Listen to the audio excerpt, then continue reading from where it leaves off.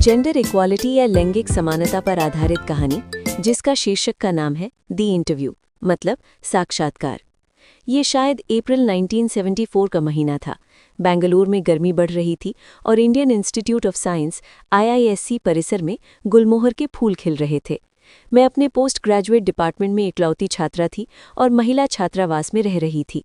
मेरे छात्रावास की बाकी लड़कियां डिफरेंट डिपार्टमेंट्स ऑफ साइंस में शोध कर रही थी।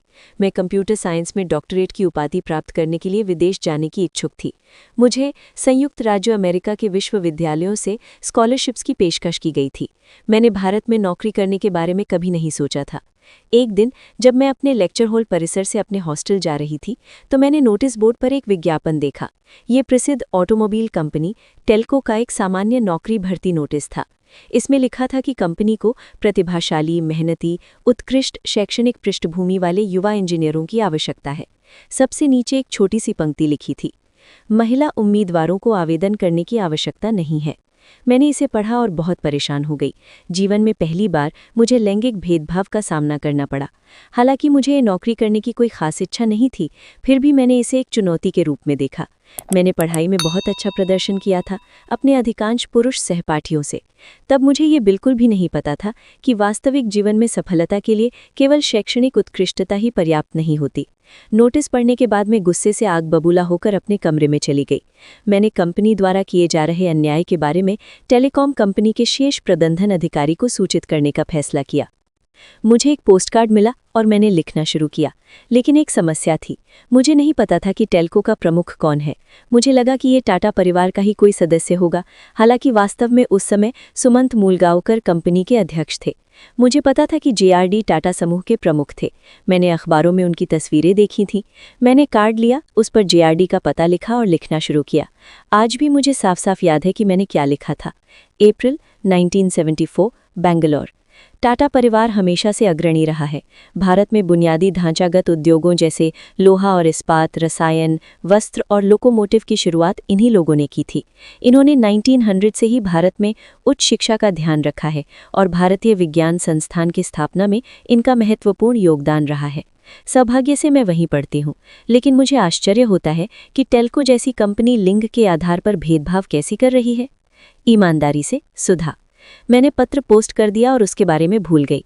10 दिन से भी कम समय बाद मुझे एक टेलीग्राम मिला जिसमें लिखा था कि मुझे कंपनी के खर्चे पर टेल्को की पुणे स्थित सुविधा में साक्षात्कार के लिए उपस्थित होना है। टेलीग्राम देखकर मैं दंग रह गई। मेरे हॉस्टल के साथियों ने मुझे बताया कि मुझे इस मौके का फ़ायदा उठाकर मुफ्त में पुणे जाना चाहिए और वहाँ से पुणे की मशहूर साड़ियाँ सस्ते दामों पर खरीदनी चाहिए। मैंने हर उस व्यक्ति से 30 साड़ियाँ इकट्ठी की जिन्हें साड़ी चाहिए थी। अब जब मैं पीछे मुड़कर देखती हूँ तो मुझे अपने जाने के कारणों पर हंसी आती है, लेकिन उस समय वे यात्रा करने के लिए काफ़ी अच्छे कारण लग रहे थे। पुणे की ये मेरी पहली यात्रा थी और मुझे आते ही ये शहर बहुत पसंद आ गया। आज भी ये मेरे दिल के बेहद करीब है। पुणे में मुझे उतना ही अपनापन महसूस होता है जितना हुबली में, जो मेरा गृहनगर है। इस जगह ने मेरी जिंदगी को कई मायनों में बदल दिया है। निर्देशानुसार मैं साक्षात्कार के लिए टेल्को के पिंपरी कार्यालय गई। पैनल में 6 लोग थे और तब मुझे एहसास हुआ कि ये एक गंभीर मामला है। कमरे में घुसते ही मैंने किसी को फुसफुसाते हुए सुना, यही वो लड़की है जिसने JRD को चिट्ठी लिखी थी। तब तक मुझे पक्का यकीन हो चुका था कि मुझे नौकरी नहीं मिलेगी। इस एहसास ने मेरे मन से सारा डर मिटा दिया, इसलिए इंटरव्यू के दौरान मैं काफ़ी शांत थी। इंटरव्यू शुरू होने से पहले ही मैंने मन बना लिया था कि पैनल पक्षपाती है, इसलिए मैंने उनसे कुछ असभ्य तरीके से कही, मुझे उम्मीद है कि ये केवल एक तकनीकी साक्षात्कार है। मेरी बदतमीजी देखकर वे चौंक गए और आज भी मुझे अपने व्यवहार पर शर्म आती है। पैनल ने मुझसे तकनीकी सवाल पूछे और मैंने उन सभी के जवाब दिए। फिर एक बुजुर्ग सज्जन ने स्नेहपूर्ण तरीके से मुझसे कहा, क्या आप जानते हैं कि हमने क्यों कहा था कि महिला उम्मीदवारों को आवेदन करने की आवश्यकता नहीं है? इसका कारण ये है कि हमने कभी भी कार्यस्थल पर महिलाओं को नियुक्त नहीं किया है। ये कोई सहशिक्षा कॉलेज नहीं है, ये एक कारखाना है। शैक्षणिक क्षेत्र में आप हर श्रेणी में प्रथम स्थान रखती हैं, हम इसकी प्रशंसा करते हैं, लेकिन आप जैसी महिलाओं को अनुसंधान प्रयोगशालाओं में काम करना चाहिए। मैं हुबली नामक एक छोटे से कस्बे की एक युवा लड़की थी। मेरी दुनिया सीमित दायरे में ही सिमट गई थी। मुझे बड़े कॉरपोरेट घरानों के तौर तरीकों और उनकी मुश्किलों का ज्ञान नहीं था। इसलिए मैंने जवाब दिया, लेकिन आपको कहीं से तो शुरुआत करनी ही होगी, अन्यथा कोई भी महिला कभी भी आपके कारखानों में काम नहीं कर पाएगी। अंततः एक लंबे साक्षात्कार के बाद मुझे बताया गया कि मैं सफल हो गई हूँ। एक दिन मुझे हमारे अध्यक्ष श्री मूलगांवकर को कुछ रिपोर्ट्स दिखानी थी। मैं उनके कार्यालय में थी, तभी अचानक जेआरडी अंदर आ गए। मुझे पोस्टकार्ड वाली घटना याद आ गई और मैं बहुत घबरा गई। श्री मूलगांवकर ने मेरा परिचय बड़े ही अच्छे तरीके से कराया। ये युवती इंजीनियर है और वो भी स्नातकोत्तर। टेलीकॉम कंपनी के शॉप फ्लोर पर काम करने वाली पहली महिला है। जेआरडी ने मेरी तरफ देखा। मैं प्रार्थना कर रही थी कि वो मुझसे मेरे इंटरव्यू या उससे पहले भेजे गए पोस्टकार्ड के बारे में कोई सवाल न पूछे। शुक्र है उन्होंने नहीं पूछा। इसके बजाय उन्होंने कहा, ये अच्छी बात है कि हमारे देश में लड़कियां इंजीनियरिंग में दाखिला ले रही हैं। खैर, तुम्हारा नाम क्या है?